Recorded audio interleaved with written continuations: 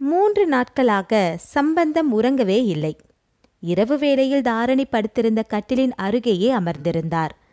அவள் நிலை கவலைக்கிடமானது என்ற காரணத்தால் நெருங்கிய உறவினரான தந்தை சம்பந்தத்தை இரவு வேளையில் கூட படுக்கை அருகே இருக்க அனுமதி தந்திருந்தனர் ஆஸ்பத்திரி நிர்வாகிகள். இரவு முழுவதும் அவர் இமைகளை மூடவே இல்லை.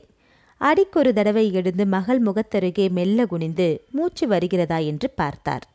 லேசாக அவள் புரண்டாலும் பரபரப்புடன், அம்மா தாரணி என்று மெல்லிய குரலில் பதட்டமாக விசாரித்தார். கண்ணை விழித்து பார்த்து அப்பா என்று அவள் அழைக்க மாட்டாளா என்ற ஆதங்கம். தள்ளாத வயதிலே தம் தலை மீது குழந்தை வினோத்தை வளர்க்கும் பொறுப்பை கட்டிவிட்டு போய்விடுவாளோ என்றதொரு அச்சம். இப்படிப்பட்ட மாபெரும் கஷ்டம் அவர்களை போன்றதொரு ஏழைகளுக்கா வர வேண்டும்? வாழ்வில் தொல்லைகளும் துன்பங்களும் ஏற்படுவதற்கு ஏன் ஒரு வரைமுறை இல்லை? விடிந்ததும் நர்ஸ்கள் தாரணியின் கட்டிலைச் சுற்றி நகரும் திரையை இழுத்துவிட்டு தங்கள் பணியை கவனிக்கத் துவங்கினார்கள். சம்பந்தம் நாற்காலியை விட்டு எழுந்து சென்று கழிவறை அருகே இருந்த வாஷ்பேஷனில் பல் துலக்கி முகம் கழுவிக்கொண்டு ஆஸ்பத்திரி நின்று மெல்ல வெளியே வந்தார். எதிர்ப்புறத்திலே மறுகோடியை தொட்டுக்கொண்டு நீளமாக ஓடிய தெருவுக்குள் புகுந்தார். 3 நாட்களாக காஃபியும் உணவும் சாப்பிட்ட அதே ஹோட்டலுக்குள் புகுந்தார். காலியாக கிடந்த ஒரு மேஜை அருகே சென்று நாற்காலியில் அமர்ந்து கொண்டார். காலை வேலை. தொழிலாளிகள் நிறைந்த வட்டாரம் அது. வேலைக்கு செல்ல அவசரப்பட்டவர் பலர் திமுதிமுவென்று விரைவில் சாப்பிடும் இடத்தை அடைத்து கொண்டனர். மேஜை மீது பையன் கொண்டு வந்து வைத்த இட்லியை பிட்டு சட்டினியில் தொட்டு வாயில் போட்டு கொண்டார். அந்த துண்டத்தை விழுங்க முடியாது துக்கம் தொண்டையை அடைத்தது. தாரணி ஒரு பெண், குடும்பத்தின் குத்துவிளக்கு என்று பெருமைப்பட்டு கொண்டிருந்தவர். கல்யாணம் என்கிற கிணற்றில் அவளை தள்ளி அதற்கு பின் வக்கீல் வீடு கோர்ட் என்று அலைந்து முடிவிலே தள்ளாத வயதில் அவளுக்கு துணையாக கூடவே இருக்க வேண்டிய துர்பாக்கியம் நேர்ந்துவிட்டிருந்தது. அந்த ஒரு துயரமே அவருக்கு போதாது போல எவனோ ஒரு பாவி பார்வையை மறைத்த கண்ணீரை சமாளித்து கொண்டு காஃபியை பருகியபடி திரும்பினார். பக்கத்து மேஜையில் அமர்ந்திருந்தவன் அவசரமாக அன்றைய தினசரியை படித்து கொண்டிருந்தான். நாட்டு நடப்பை சுட சுட அள்ளி வீசும் பத்திரிகை அது. முதல் பக்கத்திலே கொட்டை எழுத்துகளில் காணப்பட்ட செய்தி அவர் கண்களை தாக்கின. குத்துண்ட பெண் குணமடைந்து வருகிறாள். போலீஸ் புலன் விசாரித்து வருகின்றனர். குற்றவாளி இன்னும் பிடிபடவில்லை. ஏன் ஐயா, இது அந்த திருவல்லிக்கேணி டைப்பிஸ்ட் கேஸ் தானே? வர வர ஊர் எப்படி கெட்டுப்போச்சு. நான் கூட என் பெஞ்சாதிய ஜாக்கிரதையா பார்த்து கதவை திறக்க சொல்லியிருக்கேன். இனாமாக எதிர்ப்புறத்து நாற்காலியில் இருந்தபடி எட்டி பார்த்து செய்தியை படித்தவர் உரத்த குரலில் விமர்சனம் செய்தார். தலையில் துண்டை இறுக கட்டிய முண்டாசுடன் காக்கி சட்டை அணிந்த ஆசாமி இருமுறை பலத்து இருமினான். பாவம் அந்த பொண்ணு, புருஷன் கூட கிடையாதாம். இருமலுடன் பிரலாபித்தான். ஐயோ பாவம், செத்துட்டானா? டைவர்ஸ் கேஸு, 2 வருஷமா அப்பாவோடு கூட இருக்கான். பால் வாங்க வெளியில வந்த பொண்ணை கழுத்து சங்கிலியை பிடிச்சு இழுத்தானா. இப்ப தங்கம் விற்கிற வேலைக்கு சங்கிலி ஒன்று கிடைச்சா போதாதா? இந்த பொண்ணு உள்ளே இழுக்க அவன் வெளியே இழுக்க இது வாயை திறந்து கத்துறதுக்குள்ள சரக்குன்னு பாவி பையன் கத்திய நெஞ்சில சொருகிட்டு ஓடியே போயிட்டான். அதற்கு மேல் சம்பந்தத்தால் அங்கே உட்கார முடியவில்லை. அவர்கள் வீட்டு சங்கதி இப்போது அம்பலம் ஏறிக்கொண்டு இருக்கிறது. ஹோட்டல் சாப்பாட்டறையில் சாறு பிழியப்படுகிறது. இன்னும் காசை கொடுத்துவிட்டு மெல்ல தள்ளாடிக்கொண்டு வாசலை நோக்கி நகர்ந்தார். பெத்தவன் பாவம், தள்ளாத கிழவனான். யாரோ பேசினது டனார் என்று தலையில் அடித்தது. நெஞ்சு படபடக்க கால்கள் பின்ன ஆஸ்பத்திரியை நோக்கி நடந்தார். 3 நாட்களாக குழந்தை வினோத் பள்ளிக்கூடத்திற்கு போகாது பக்கத்து வீட்டு அம்மாவிடம் தூங்கி விடுகிறான். அன்று ஏற்பட்ட அமர்க்கலத்தில் நாசமாகி போயிருந்த புடவை துணிமணிகளை வேலைக்காரி துவைத்து கூடத்தில் காய போட்டுவிட்டு போயிருக்கிறாள். விடாது கொட்டிய அடைமழையில் அவை நசநசவென்று ஈரம் குலையாது துவண்டு தோரணமாக தொங்கிக் கொண்டிருந்தன. அவர்கள் வசித்த வீடு பழைய நாள் கட்டிடம். திருவல்லிக்கேணியில் நெருக்கமான பகுதியில் ஒரு குறுகிய தெருவுக்குள்ளே இருந்த சின்னஞ்சிறு ஓட்டு கட்டிடம். அந்த நாளில் வாடகைக்கு புகுந்து கொண்டவர் சம்பந்தம்.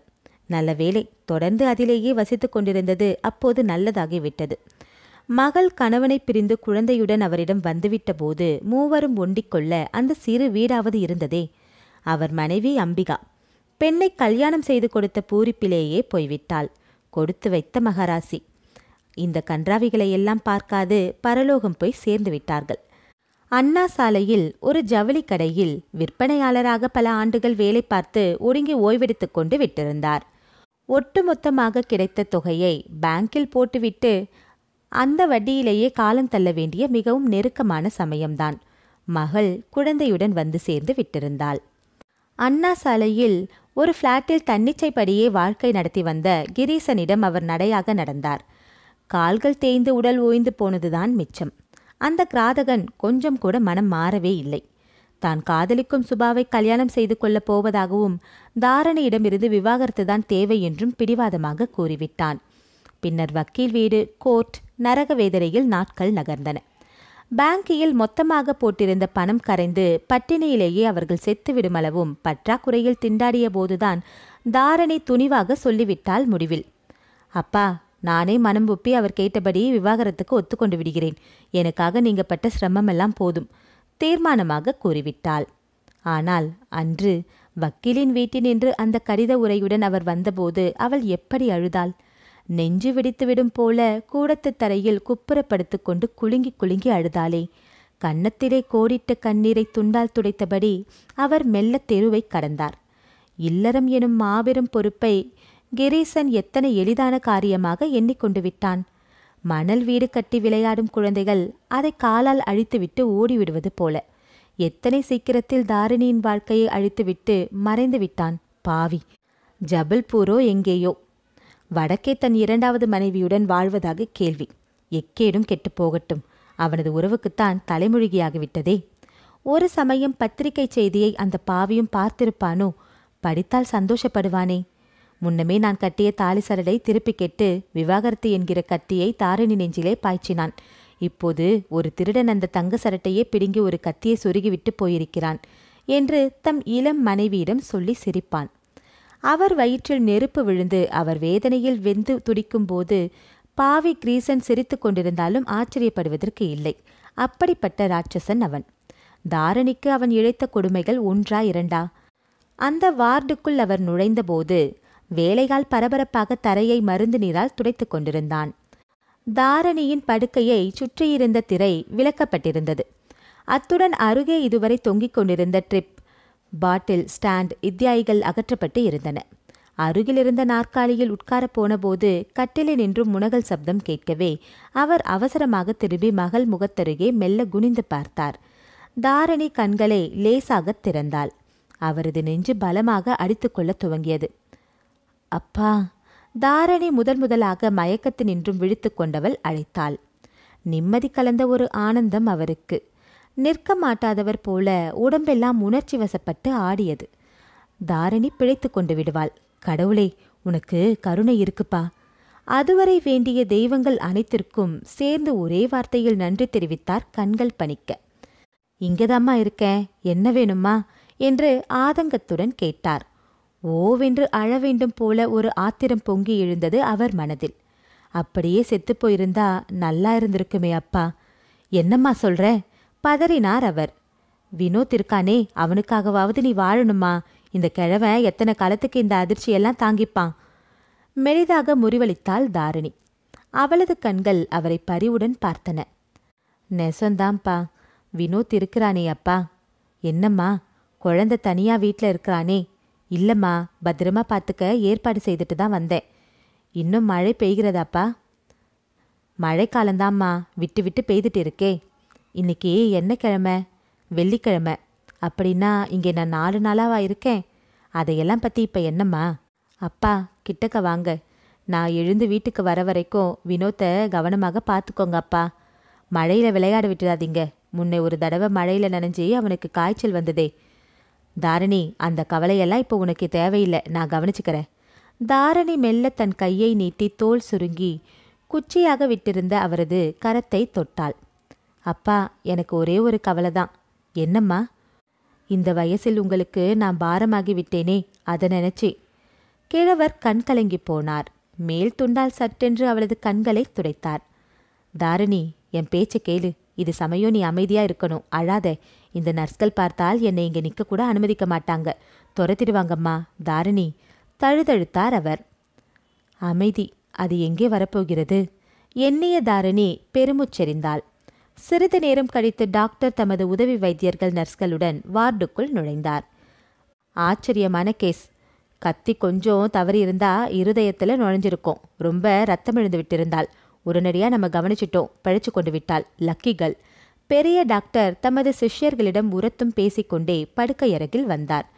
நினைவு கூட வந்துவிட்டது டாக்டர். அவளுடைய அப்பா கிட்ட ஏதோ பேசினதை கேட்டேன். நர்ஸ் மகிழ்ச்சியோடு சொன்னாள். அப்படியா? சந்தோஷம். என்னை விட இன்ஸ்பெக்டர் சந்துரு ரொம்ப மகிழ்ச்சி அடைவார். 4 நாளாக தவிக்கிறார். பேஷண்ட்டை பார்த்துட்டு சொல்றேன். அவரது குரல் கணீர் என்று காதுகளில் ஒலிக்கவே தாரணி கண்களை திறந்தாள். 4 வைத்தியர்கள், 2 நர்ஸ்கள் என 12 கண்களும் தன்னை பரிவுடன் கவனிப்பதை உணர்ந்தாள். இப்போ எப்படி இருக்கீங்க? பெரிய டாக்டர் விசாரித்தார். புன்முறுவலுடன் படுக்கை மீது துவண்டு கிடந்த அவளது கரத்தை பிடித்து நாடியை பரிசோதித்தார். நெஞ்சில் மட்டும் கொஞ்சம் வலி, மற்றபடி நல்லாத்தான் இருக்க. ரொம்ப தேங்க்ஸ் டாக்டர். எதுக்குமா? என்னை காப்பாத்தினதுக்கு. அவளது கண்கள் கலங்கின. அவளது தோலை மெல்ல தட்டினார் டாக்டர். ஷ், அழக்கூடாது. இப்போ நீங்க அமைதியா இருக்க முயலணும். கட்டுகளை அவிழ்த்து பரிசோதிச்சு மருந்து போட போகிறோம். பிறகு ஆகாரம் கொடுப்பாங்க. சாப்பிட்டதும் கொஞ்சம் தூங்குங்க. 4 மணிக்கு மேலே இன்ஸ்பெக்டர் சந்துரு உங்களை பார்க்க வருவார். ரொம்ப நேரம் பேச வேண்டாம். இன்னும் கொஞ்ச நாள் ஜாக்கிரதையா இருந்து விட்டா சீக்கிரம் வீட்டுக்கு போகலாம். சரிதானே? மறுபடியும் பரிவாக பார்த்து முறுவலித்தார். அன்று மாலை அவளை காண இன்ஸ்பெக்டர் சந்துரு வந்தார். படுக்கை அருகே உட்கார்ந்திருந்த சம்பந்தத்தையும் அறையை சுத்தமாக்க வந்த வார்டு பையனையும் அப்பால் போகும்படி ஜாடை காட்டிவிட்டு நாற்காலியை இழுத்து போட்டுக்கொண்டு உட்கார்ந்தார். கண்களை மூடியபடி தன் எண்ணங்களுடன் புதையுண்டு கிடந்தவள் டக்கென பூட் சூழியை கேட்டு மெல்ல புரண்டு அந்த பக்கம் நகர்ந்தாள். கஞ்சையில் மொடத்து கொண்டிருந்த காக்கி உடை கண்களில் பட்டது. இன்ஸ்பெக்டர் விசாரிக்க வந்திருக்கிறார். இப்போது அவள் என்ன சொல்ல வேண்டும்? உங்களுக்கு உடம்பு குணமாகி கொண்டு வருகிறதுன்னு கேள்விப்பட்டேன். நான் உங்களோடு கொஞ்சம் பேசலாம்னு டாக்டர் அனுமதி கொடுத்திருக்கார். சொல்லிக்கொண்டே நோட்டு புத்தகத்தை திறந்து மடி மீது வைத்துக்கொண்டு சட்டை பையிலிருந்த பேனாவை தயாராக எடுத்துக்கொண்டார் சந்துரு. என்ன பேசணும்?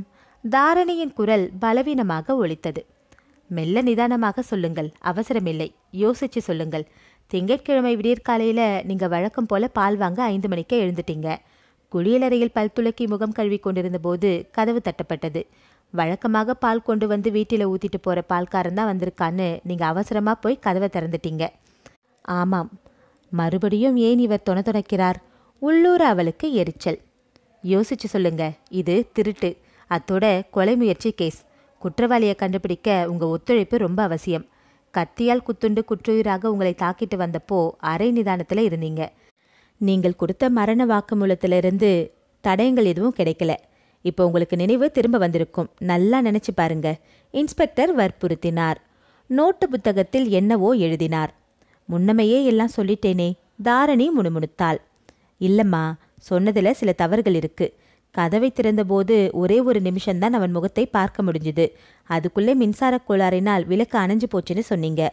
ஆமா, திடீர்னு தெருவிளக்கெல்லாம் அணைஞ்சி சில நிமிஷங்கள் கழிச்சு தான் திரும்ப எரிஞ்சுது. உங்க வீட்டு வாசலிலேயே தெருவிளக்கு ஒன்று பளிச்சுன்னு எரியுது. கதவை திறந்தா அதன் வெளிச்சம் முன்னரை முழுவதும் விழுகிறது. அந்த வெளிச்சத்திலேயே வந்தவன் யாருன்னு நீங்க பார்த்துருக்க முடியும். அன்னைக்கு நீங்க சொன்னாப்புல தெருவிளக்கு அணையலை. நாங்கள் விசாரிச்சு பார்த்துட்டோம். விடிய காலை வரை விளக்கு எரிஞ்சிட்டு தான் இருந்துதான். தாரணி உதட்டை கடித்து கொண்டு அவரை உறுத்து பார்த்தாள். ஒரே ஒரு நிமிஷம்தான் முகத்தை பார்க்க முடிஞ்சுது. ஒசரமா தாடியும் மீசையுமா முண்டா பனியனோட ஒரு ஆசாமி. முன்பின் பார்த்ததில்ல. பாஞ்சு வந்து உங்களை இழுக்க சங்கிலியை அறுக்காம நீங்க கெட்டியா பிடிச்சுக்கிட்டு உள்ளே இழுக்க முயன்ற போது அவன் ஓங்கி கத்தியால நெஞ்சில குத்திட்டான் நீங்க. ஆமாம். கோபத்துடன் முனகினாள் தாரணி. அவன் நல்ல உயர்ந்த ரக ஃபாரின் சட்டை போட்டவன்னு நான் நினைக்கிறேன். உங்க வீட்டு வாசப்படி அருகில இதை கண்டு எடுத்தோம். சொல்லிக்கொண்டே அவரது தமது பையிலிருந்து ஒரு காகித உரையை எடுத்து அதிலிருந்து ஒரு பொருளை அவளிடம் காட்டினார். என்ன இதுன்னு தெரிகிறதா? சட்டை பித்தான்.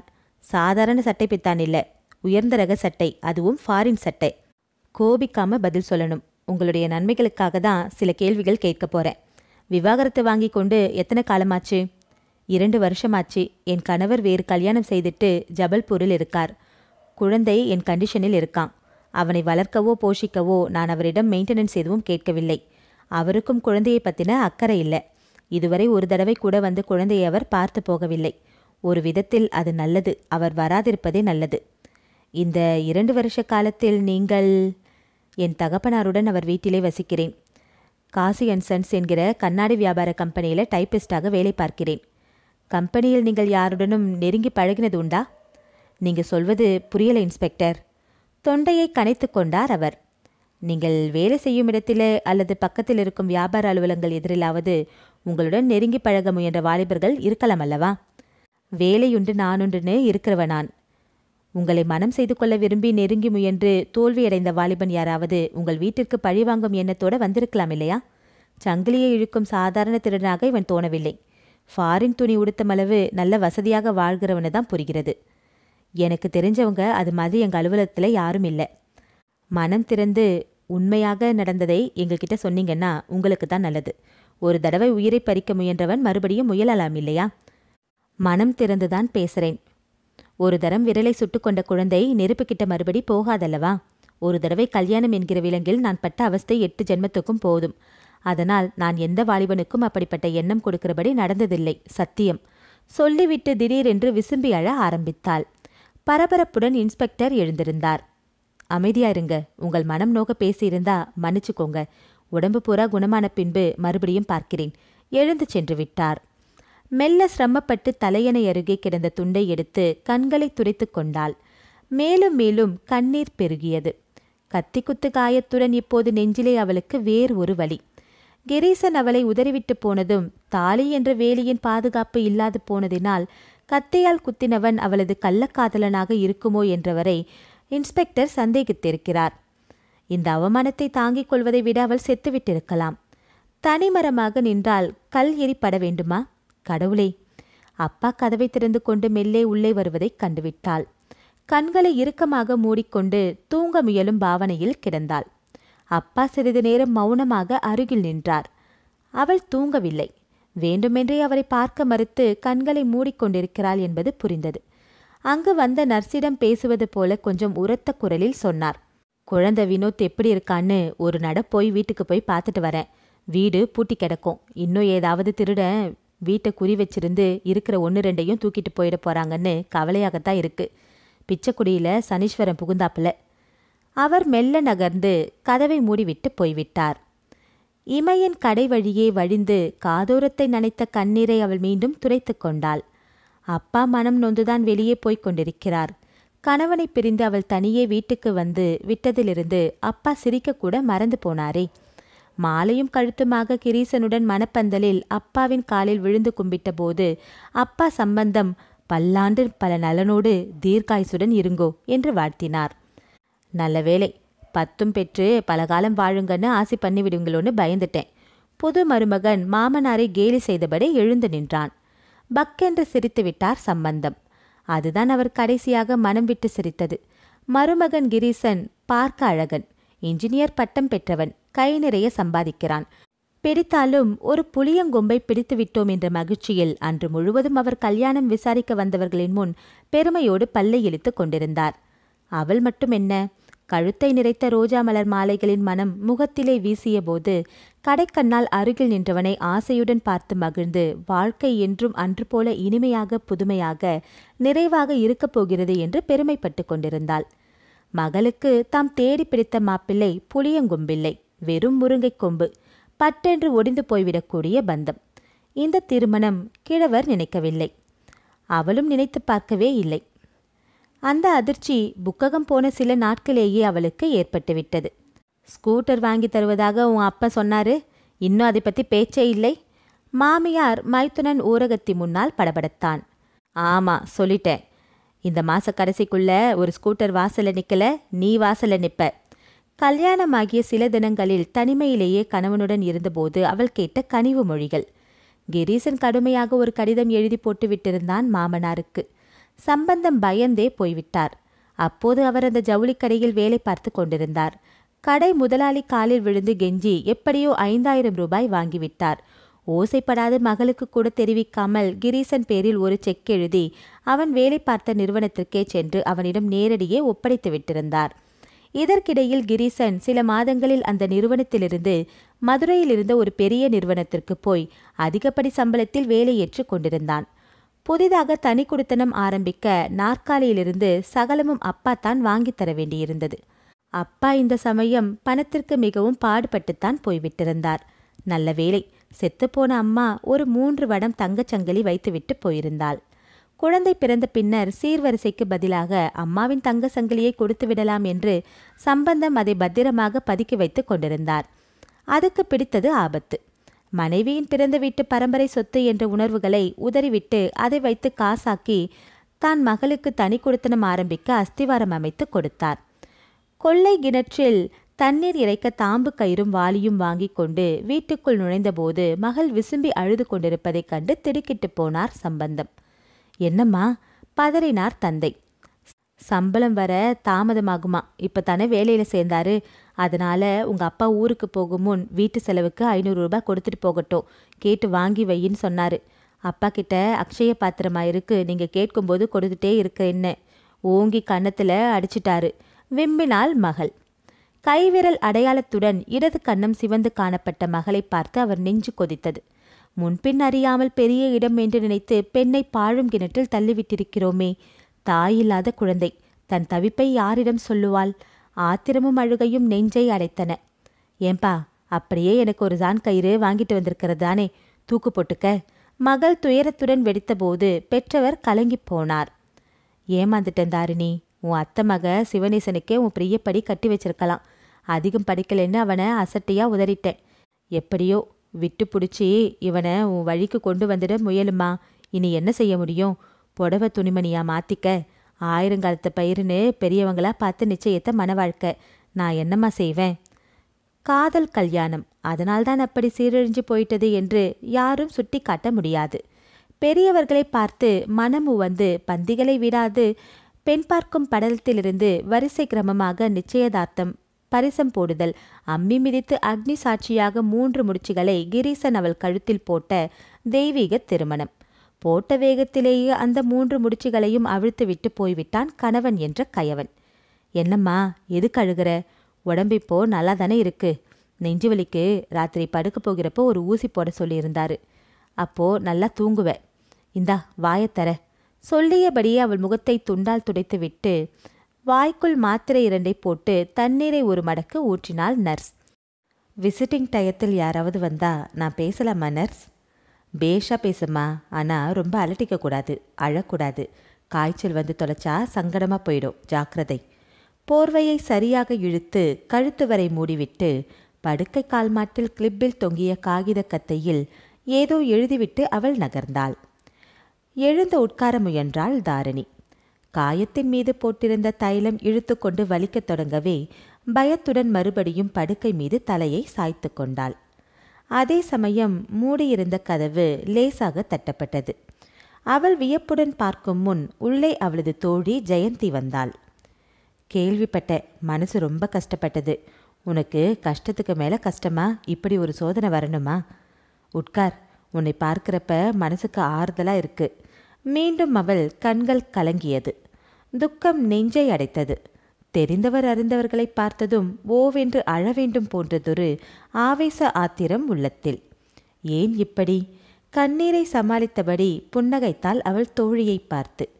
ஜெயந்தியும் அவளும் பள்ளிக்கூட தோழிகள். ஒரே தெருவில் வசித்த திருவல்லிக்கேணி வாசிகள். அத்தான் சிவனேசன் தன்னை விரும்புகிறார், தானும் அவரை கல்யாணம் செய்து கொள்ள ஆசைப்படுகிறாள் என்கிற அந்த அந்தரங்கத்தை அவள் முதலில் தன் ஆருயிர் தோழி ஜெயந்தியிடம்தான் பகிர்ந்து கொண்டிருந்தாள். உன் அத்தானுக்கு என்ன குறைச்சல்? பியூசி வரை படிச்சிருக்கார். அவர் வேலை பார்க்கும் மின்விசை பொருள் தயாரிக்கும் நிறுவனத்தில் இப்போ மேற்பார்வையாளராக இருக்கார். பாரு, உன் அதிர்ஷ்டம். நீ கைப்பிடிச்சதோ மேனேஜர் பதவிக்கு உயர்ந்துடுவார். மாநிறம் என்றாலும் கலையான முகம், ஆர்ப்பரித்தாள் ஜெயந்தி. அப்பா சிவனேசனை ஒரு பொருட்டாக மதிக்கவில்லை, உறவு என்று கூட நெருங்கவில்லை. ஒரே பொண்ணு நீ எனக்கு. உன்னை வசந்த இடத்துல கட்டி கொடுக்கத்தான் ஆசைப்படுறேன். உன் அம்மாவும் அப்படித்தான் விரும்பினா. அத்தா இப்போ தான் 200 ரூபாய் காசை பார்க்குறான். எப்போ இவன் கை நிறைய சம்பாதிச்சு வீடும் வாசலமாக இருக்க போகிறான்? நான் தரித்திரத்திலே உழன்றது போதும். என் மகளாவது நல்ல இடத்துல நல்லா வாழட்டும். பிடிவாதமாக கேட்க மறுத்துவிட்டார். அத்தான் மீது அவளுக்கு ஆசை இருந்தது, ஆனால் துணிவு இருக்கவில்லை.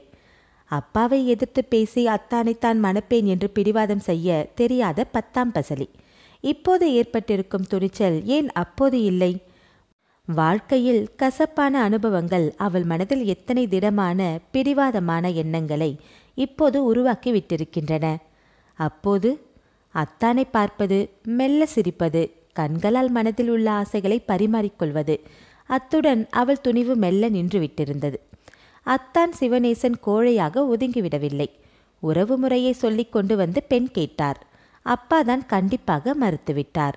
அதிலே அந்த குடும்பத்தாருடன் கொஞ்சம் மனத்தாங்கல் கூட ஆரம்பத்தில் ஏற்பட்டது உண்மை. சிவநேசன் பின்னர் அதை மறந்துவிட்டு இருந்தார். அவளது கல்யாணத்திற்கே வந்திருந்தார் தன் தாயுடன். யாருக்கு யாருன்னு இருக்கிறச்ச நாம என்ன செய்ய முடியும்? பெருந்தன்மையுடன் சம்பந்தத்தை மன்னித்து விட்டிருந்தாள் அந்த அத்தை. அவளுக்கு திருமணமான பின்பு 1 வருஷம் கழித்து அவளுக்கு ஜெயந்தி எழுதிய கடிதம் வியப்பையும் திகைப்பையும் கொடுத்தது. உன் அத்தான் சிவநேசன் மீது எனக்கு வெகு காலமாக விருப்பம். நீயும் அவரை விரும்புகிறாய் என்று தெரிந்தபோது நான் ஒதுங்கிக் கொள்ளத்தான் முயன்றேன். ஆனால் விதி வேறு விதமாக அமைந்துவிட்டிருக்கிறது. என் வீட்டிலும் எதிர்ப்புதான். கடைசி வரை நான் பிடிவாதமாக இருந்தேன். இப்போது ஜெயித்து விட்டேன்.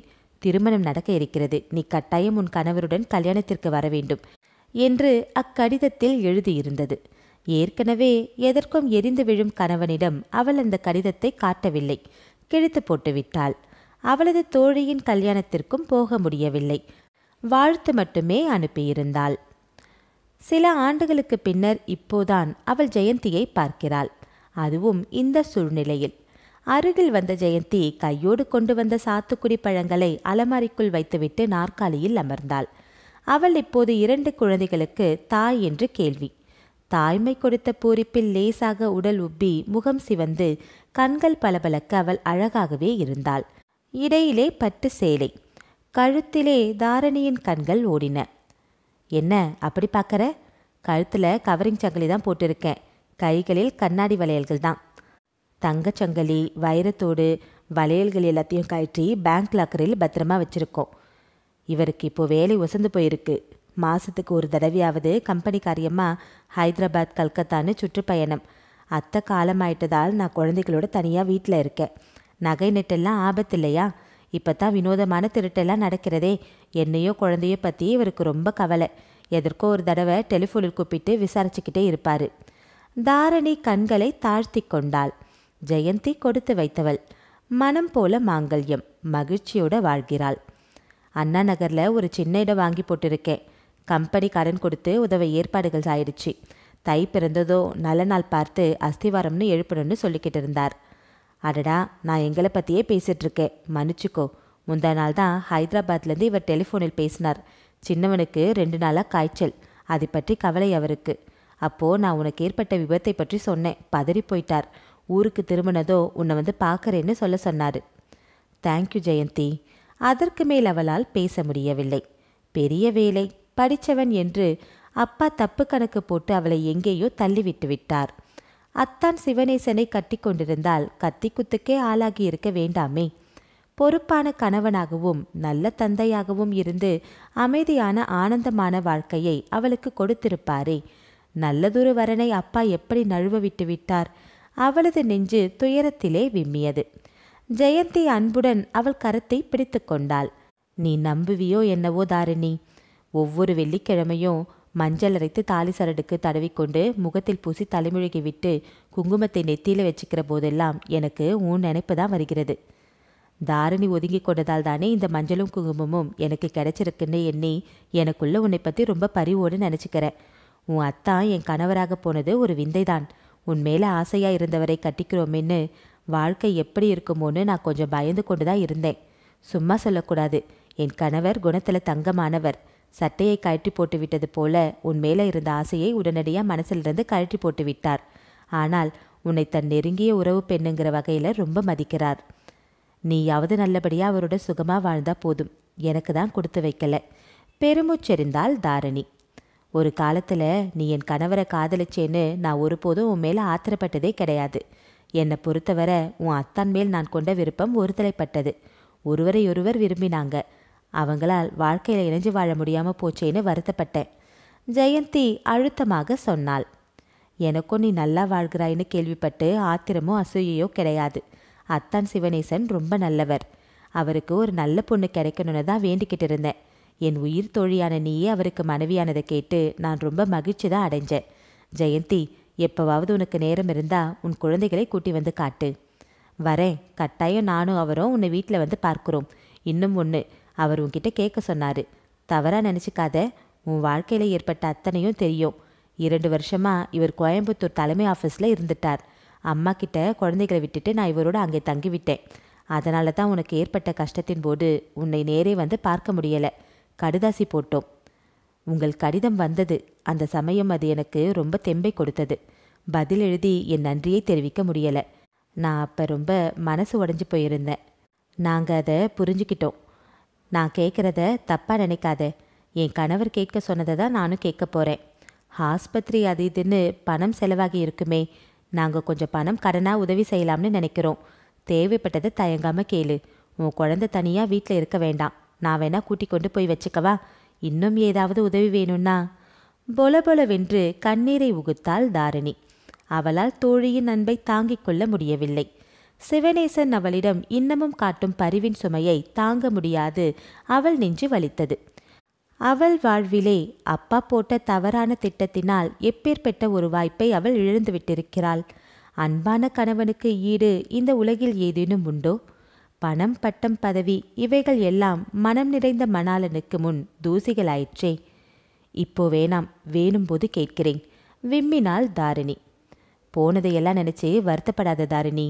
என்னவோ நாம் நினைக்கிறோம், ஆனால் நடக்கிறதெல்லாம் வேறு விதமாக இருக்கு. திருமணங்கள் எல்லாம் ஸ்வர்க்கத்தில் நிச்சயிக்கப்படுறதுன்னு பெரியவங்க சொல்லுவாங்க. எனக்கு உங்கள் அத்தான்னு எழுதி வச்சிருக்கு, உனக்கு கிரீசன்னு இருக்கு. மாற்றி அமைக்க மனிதர்களால் முடியாதே. அன்புடன் துண்டால் அவளது கண்ணீரை மெல்ல துடைத்து விட்டாள். திடீரென்று தாரிணி குலுங்க குலுங்க சிரித்தாள். ஜெயந்தி திகைப்புடன் அவளை உற்று பார்த்தாள். அது சமயம் ஆஸ்பத்திரியால் மரத்தட்டிலே சுமந்து வந்த பால் நிறைந்த கோப்பையை கொண்டு வந்து மேஜை மீது வைத்துவிட்டு போனான். உடல் உஷ்ணத்தை அளக்க உடனடியாக வந்த நர்ஸ் புன்னகைத்தாள். சொந்தக்காரர்களை கண்டதும் ரொம்ப சிரிப்பா இருக்கா? சரி, பிறகு வரேன். விசிட்டிங் நேரம் இன்னும் சில நொடிகளில் முடிஞ்சிடும் கூறிவிட்டு போய்விட்டாள். பாலை சாப்பிடு, ரொம்ப பசியா இருப்ப. நானும் பேசிக்கொண்டே இருந்துட்டேன். சொல்லியபடி கோப்பையை எடுத்து அவள் வாயருகில் வைத்து குடிக்க சொல்லி தலையை ஆதரவாக பிடித்து கொண்டு உபசரித்தாள் ஜெயந்தி. ஆமா, எதுக்கு அப்படி சிரிச்ச? நான் சொன்னதில் ஏதாவது தப்பு இருக்கா? அவள் கேட்டாள். ஜெயந்திக்கு மனம் கஷ்டப்பட்டது. குமரிக்கொண்டு எழும் வேதனையை அடக்க போலியாக சிரிக்கிறாள் தாரிணி. பாவம், வாழ்வில் சின்ன வயதிலேயே கணவனிடம் ரொம்பவும் கஷ்டப்பட்டு விட்டாள். என்னை உள்ளம் நெகிழ்ந்து போனாள். பார்வையாளர்கள் கிளம்ப வேண்டும் என்ற அறிவிப்பின் முதல் மணி ஒலித்தது. இன்னும் 5 நிமிடங்கள் தான் பாக்கி. அதற்குள் அவள் அந்த விஷயத்தையும் சொல்ல விரும்பினாள். தாரிணி, உங்க அப்பாவை ஆஸ்பத்திரிக்கு வெளியில் பார்த்தேன். வீட்டுக்கு போய்விட்டு 7 மணிக்கு மேல் வரப்போவதாக சொன்னார். பாவம், ரொம்ப ஒடுங்கி போய் விட்டிருக்கிறார். அவர் இங்கே இல்லாதது இப்போ நல்லதா போச்சு. உனக்கு ஒரு சங்கதி தெரியுமா? 2 நாளைக்கு முன் நான் கிரீசனை ஹோட்டல் கைலாஸ் வாசலில் பார்த்தேன். அவர் என்னை அடையாளம் கண்டு கொள்ளவில்லை. சட்டுன்னு ஒரே பார்வையில் நான் கண்டுபிடிச்சிட்டேன். முன்னை விட கொஞ்சம் இளைத்து கருத்து போயிருக்கார். நான் பார்த்து ரொம்ப நாளாச்சே. எப்போவோ ஒரு சமயம் மதுரை பக்கம் வந்தப்ப உன்னையும் அவரையும் பார்க்க வந்தோம். நீ பிறந்த வீட்டுக்கு போயிருக்கேன்னு சொன்னார். அது எப்போ? 3 வருஷத்துக்கு முந்தி. தாரிணியின் நெஞ்சு வேகமாக அடித்து கொண்டது. அவரோட நீ பேசினியா ஜெயந்தி? ஆவலுடன் கேட்டாள். நான் இதுவரை அவரோட தாராளமாக பேசின பழக்கம் இல்லை. அதுவும் அவர் உன்னை விவாகரத்து செய்துவிட்டு வேற கல்யாணம் பண்ணிக்கிட்டு வாழ்கிறார்னு கேட்ட பிறகு அவரை பார்க்க கூட மனசுக்கு பிடிக்கல. ஏதோ ஒரு ஹோட்டல் வாசலில் நிற்கிற 3ஆம் மனுஷன் போல நினச்சி அவரை பார்க்காதது போல பஸ் நிலையத்துக்கு போயிட்டேன். ஆனால் என் மனசில் ஒரு குறுகுறுப்பு. அவரும் பேப்பரை பார்த்துருப்பாரே, உன்னை வந்து ஆஸ்பத்திரியில் பார்த்தாரா, பார்த்துட்டு வருத்தப்பட்டாரா அப்படின்னு எனக்குள்ளேயே கேட்டுக்கிட்டேன். நான் பதில் சொல்கிறேன். அவர் பத்திரிகையை பார்த்துருக்கலாம், ஆனால் இங்கே வரலை. வர என்ன மூஞ்சி இருக்கு? சட்டப்படி பிரிஞ்சு போயிட்டீங்க. ஆனால் நமது ஒரு பந்தத்துக்காவது இல்லை, அவர் மகனுக்கு நீ தாயாச்சே, அந்த உறவுக்காவது ஒரு தடவை ஆஸ்பத்திரியில் வந்து உன்னை பார்த்துட்டு போக வேண்டியது அவர் கடமை இல்லையா? ஒட்டாத உறவுகளை நீ ஒட்ட சொல்லாதே. வேண்டாம். அவர் வந்து என்னை பார்க்க வேண்டாம். அதை நான் விரும்பலை. என்னை பொறுத்தவரை என் கணவர். சொல்ல முடியாது அவள் விசும்பினாள். சொல்லாதே அம்மா. தாரிணி, துயரத்தில் என் மனசே வெடிக்கிறாப்புல இருக்கு. உனக்கு இந்த சிறுமை வந்திருக்க வேண்டாம். அடடா, அடுத்த மணியும் அடிச்சிட்டாங்க. வரேன், உடம்ப பார்த்துக்க. அருகில் குனிந்து அவளது கையை அன்போடு பிடித்து அமுக்கிவிட்டு ஜெயந்தி விடை பெற்று கொண்டாள். சில தினங்களுக்கு பின்னர் அவளால் நன்றாக எழுந்து உட்கார முடிந்தது. காயத்தின் மீது போட்டிருந்த தையல்களை வைத்தியர் அகற்றிவிட்டிருந்தார். உணவிலும் கட்டுப்பாடு தளர்த்தப்பட்டு விட்டிருந்தது. வீட்டிலிருந்து தேவையானதை வரவழைத்து சாப்பிட அனுமதியும் கிட்டியிருந்தது. பக்கத்து வீட்டு அம்மாள் குழந்தை வினோத்தை கவனித்து கொண்டதுடன் குழைய சாதம் வடித்து உப்பும் காரமுமாக ரசமும் பொரியலும் செய்து டிஃபன் பாக்ஸில் கிழவரிடம் கொடுத்து அனுப்பி கொண்டிருந்தாள். பஞ்சத்தில் அடிபட்டு கிடந்தவள் போல பகல் வேலை வெயிலையும் பாராது அப்பா தூக்கி வந்து வீட்டு சாப்பாட்டை ஆவலுடன் சாப்பிட்டு முடித்தாள் தாரிணி. இன்னும் சில நாட்கள்தான், பிறகு அவள் வீட்டுக்கு அனுப்பப்படுவாள். வைத்தியர் சொன்ன முடிவை கேட்டு சம்பந்தத்திற்கு நிம்மதியாகத்தான் இருந்தது. 10 நாட்களுக்குள் அவர் வீட்டுக்கும் ஆஸ்பத்திரிக்குமாக அலைந்தது அவர் தளர்ந்து தள்ளாடி போய்விட்டிருந்தார். இரவு வேளையில் துணை அவசியமில்லை என்று அதிகாரிகள் கூறிவிட்டிருந்ததனால் அவர் பகல் சாப்பாட்டை எடுத்து வந்து சற்று நேரம் மகளுடன் உட்கார்ந்து பேசிவிட்டு அவள் சாப்பிட்டதும் டிஃபன் பாக்ஸுடன் வீட்டிற்கு திரும்பிவிடத் தொடங்கினார். எத்தனை நாள்களுக்கு பக்கத்து வீட்டு அம்மாள் அவர் பேரனை பார்த்து கொள்ளும் பொறுப்பை ஏற்பாள்? விரைவில் சலித்து போவாளே என்ற அச்சம் அவருக்கு. தொடர்ந்து பல துன்பங்களை சந்தித்து விட்டிருந்தார் சம்பந்தம். விளையாட்டு பிள்ளை குழந்தை வினோத் அவனுக்கு ஏதாவது விபத்து நேர்ந்து விட்டால் அந்த அதிர்ச்சியை யார் தாங்க முடியும்? பெண்ணை 10 நாளாக ராப்பகலாக கட்டி காத்தது போதும், இனி பேரனை கவனித்துக் கொள்ள வேண்டாமா? ஆஸ்பத்திரியில் அனாவசியமாக நிற்க நேரமின்றி தினமும் வீட்டிற்கு ஓட தலைப்பட்டார். அன்று மாலை அவள் அப்பா கொண்டு வந்து வைத்து போன பழைய வார பத்திரிகைகளில் ஒன்றை கையில் எடுத்து புரட்டி கொண்டு இருந்தாள். அரைக்கதவை மெல்ல தட்டிவிட்டு பெருமூச்சுடன் வந்து நின்றார் அண்ணாமலை. மதுரையில் அவளும் கிரீசனும் வசித்த காலத்தில் பக்கத்து வீட்டுக்காரராக இருந்தார் அண்ணாமலை. அவரும் மதுரையை விட்டு கிளம்பி 2 ஆண்டுகளாய் இருந்தன. சென்னையிலேதான் வசிக்கிறார் என்றாலும் தொடர்பு விட்டு போயிருந்தது. முகத்தில் வழிந்த வியர்வையை துண்டால் துடைத்து கொண்டு என்று மூச்செறிந்தபடி நாற்காலியில் உட்கார்ந்தார் அவர். கோடம்பாக்கத்தில் ஒரு மூலையில் கிடக்கிறேன். உன்னை போல உடம்பு தள்ளலை. உங்கள் சின்னம்மாவும் போயிட்டாங்க. இப்போ நான் ஒண்டி கட்ட. ரத்த அழுத்தம், இன்னும் எத்தனையோ வியாதிகள். பிரலாபித்தார். அப்படியா சித்தப்பா? எங்களுக்கு விஷயம் தெரியாது. நெருக்கமாக பழகிவிட்டதால் சித்தப்பா என்று அவள் உறவுமுறை வைத்து அழைப்பது வழக்கம். உங்கள் சின்னம்மாவுக்கு வயசாயிடுச்சு, வியாதிகள் வேற, போயிட்டாங்க. அது நியாயம். சின்ன பொண்ணு நீ. ஒரு பாவி பையன் கையால் நொடியில் சாக இருந்தியே. பேப்பரில் பார்த்துட்டு துடிச்சு போயிட்டேன். மதுரையில் இருக்கிறப்ப பெத்த குழந்தையாட்டம் நம்மக்கிட்ட பாசமாக பழகுமேன்னு மனசு உன்னை நினச்சி வேதனைப்பட்டது. டாக்டர் அனுமதிக்க மாட்டாங்கன்னு சொன்னாங்க. அதனால தான் இத்தனை நாள் பொறுத்து வந்தேன். கூறிவிட்டு மேல் துண்டின் ஓரத்திலே முடிப்பில் கட்டியிருந்த சிறு பொட்டலம் ஒன்றை அவிழ்த்து மேஜை மீது வைத்தார். என்ன சித்தப்பா இதெல்லாம்? செத்து பழைச்சிருக்கையம்மா நீ. என்னமோ என் கையால் கிடச்சிது. சாப்பிட உனக்கு கொஞ்சம் திராட்சையும் என் பேரனுக்கு ஒரு சாக்கை கட்டியும் வாங்கிட்டு வந்தேன். குழந்தை இப்போ பெரியவன் ஆகியிருப்பானே, பள்ளிக்கூடம் போகிற வயசாயிடுச்சோ. காலம் எப்படி ஓடுறது பார். சித்தப்பா, நீங்கள் மட்டும் அன்னைக்கு ராத்திரி எனக்கும் குழந்தைக்கும் அடைக்கலம் கொடுத்து காய்ச்சலில் திணறிக்கிட்டு இருந்த வினோத்துக்கு வைத்திய உதவி செய்திருக்காட்டி நான் என்ன செய்திருப்போனோ தெரியாது. சித்தப்பா, நீங்கள் போட்ட பிச்சை எனக்கு. என் குழந்தை வினோத் அவன் ஒருத்தனுக்காகத்தான் நான் உசுரோடு இருக்கணும். இல்லாட்டி பேச முடியாது தடுமாறினாள். எல்லாம் எனக்கு தெரியும். அதை பற்றி நாம் கெட்ட கனவுன்னு மறந்துடுவோம். ஏம்மா, அந்த பாவி பையலை பற்றி ஏதாவது தடயம் கிடைச்சதா? யாரை சொல்கிறீங்க சித்தப்பா? பால்காரனாட்டம் வந்து கதவை தட்டி கத்தியில் குத்தி கொல்ல பார்த்தானே, அந்த திருட்டு பையலை பற்றி போலீஸ் ஏதாச்சும் முயற்சி எடுத்துக்கிட்டு இருக்காங்களான்னு தாம்மா கேட்குறேன். இந்த காலத்தில் ஒரு மூக்கு திருகாணிக்காக கூட கொண்டுடுவானுங்க பாவிங்க. ஊர் ரொம்ப கெட்டு போச்சுமா. போலீஸ் தேடிக்கிட்டு இருக்காங்க சித்தப்பா. அவனை இனி கண்டுபிடிச்சி தான் எனக்கு என்ன லாபம்? அவஸ்தைப்பட்டவன் நான். அப்படி சொல்லாதே. குற்றவாளியை கண்டுபிடிச்சி தண்டிக்க வேண்டியது நியாயமாச்சே. நியாயமா? என் வாழ்க்கையில் அந்த வார்த்தைக்கு அர்த்தம் எதுவும் இருக்கா சித்தப்பா? அவள் சிரிக்க முயன்றாள். துயரம் மப்பிய அவள் முகத்தை பார்த்த அண்ணாமலைக்கு மதுரையில் நடந்த அந்த நிகழ்ச்சியாவும் நினைவுக்கு வரவே ஏங்கலானார். பக்கத்து வீட்டுக்கு குடிவந்திருந்த இளம்பெண்ணை அண்ணாமலையின் மனைவி சிவகாமிக்கு மிகவும் பிடித்து விட்டிருந்தது.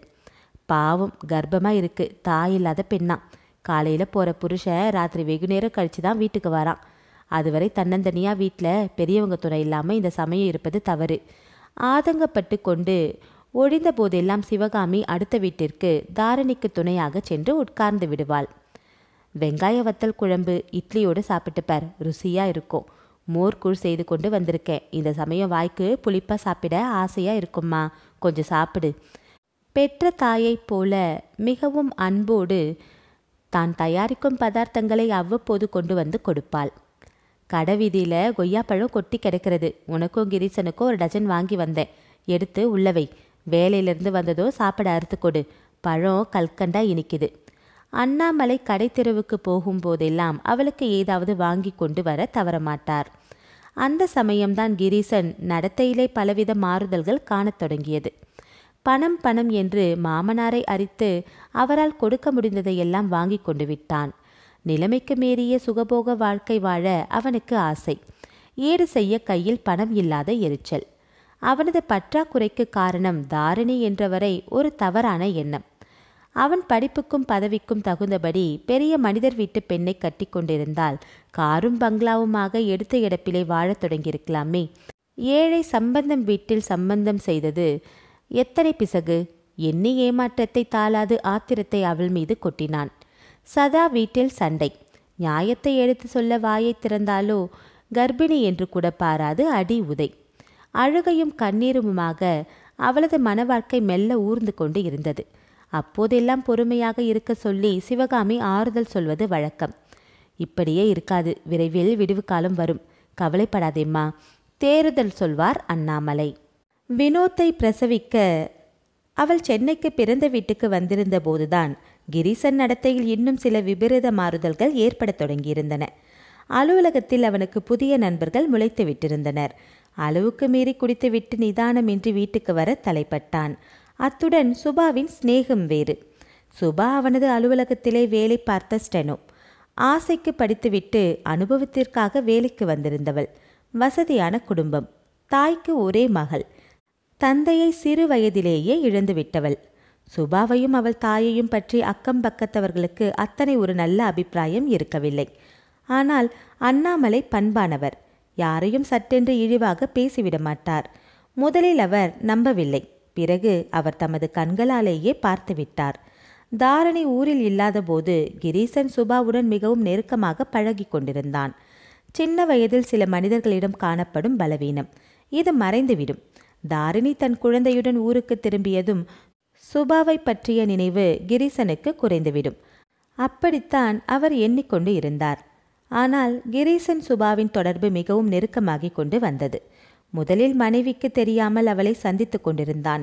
பிறகு துணிவுடன் தன் வீட்டிற்கே அழைத்து கொண்டு வர தலைப்பட்டான்.